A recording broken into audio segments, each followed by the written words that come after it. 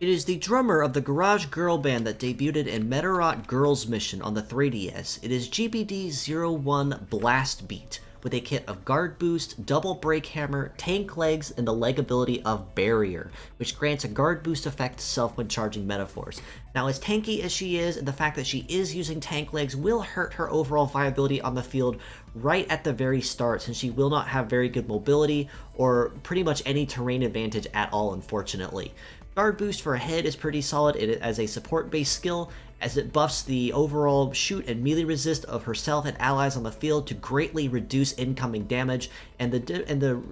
reduction in damage honestly is very noticeable in a lot of cases. So it can be a very potentially dangerous support skill to make use of if you can use it correctly, or something that can prove a very big pain in the neck if used by an enemy on the opposing side. Break Hammer, of course, is an open addition and a welcome addition to any team, as it does allow for heavy punish because it is a gravity attribute attack. It does mean it will also have a bonus to success relative to after about 30% Metaforce charge, assuming the part, of course, is capped at 5-star. And of course, thanks to the heavy punish, you do want to make sure that you use it against anyone using 2 or more heavy parts. Naturally, in this case, Blast Beat herself would be a pretty valid example of this, as all 3 of her parts are considered heavy. The barrier leg ability on top of that does seem a little bit redundant on her though, given that her head does basically apply the exact same skill. The only difference being that the barrier effect will apply it to herself, where her head will apply it to herself and both of her allies. As a pure set score, I would honestly have to rate Blast Beat about a 4.5 out of 10. Arguments could be potentially made for a 5, depending on the particular situation that she's in. Say, for instance, if you're fighting on a terrain that most enemies or bots in general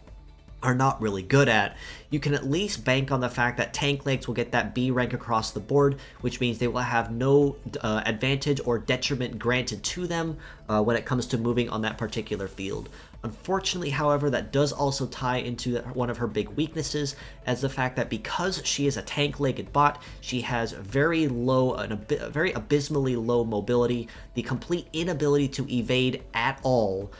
in trade of having relatively higher shoot and melee resist to help tank blows. But if you take this into account with the barrier ability or the guard boost skill, she can kind of take this and turn it into an advantage depending on the situation. And if she is fighting against people that do have 2 or more heavy parts equipped, that's when that break hammer and the heavy punish can really come into play, and where she really can shine. As mixed parts, on the other hand, I would honestly rate her a little bit higher at a 5.5 out of 10. Given the fact that guard boost can be pretty handy if you know how to use it, and as mentioned before, break hammer honestly is always an open addition to a very openly welcome addition to any female team that is in need of heavy punish. The one thing to bear in mind also, as stated, is that the arms and the head are both heavy parts, meaning that if you are choosing to make use of them, it will behoove you and benefit you greatly to make sure that you can factor in that heavy limit to help best optimize whatever team is using her parts in particular.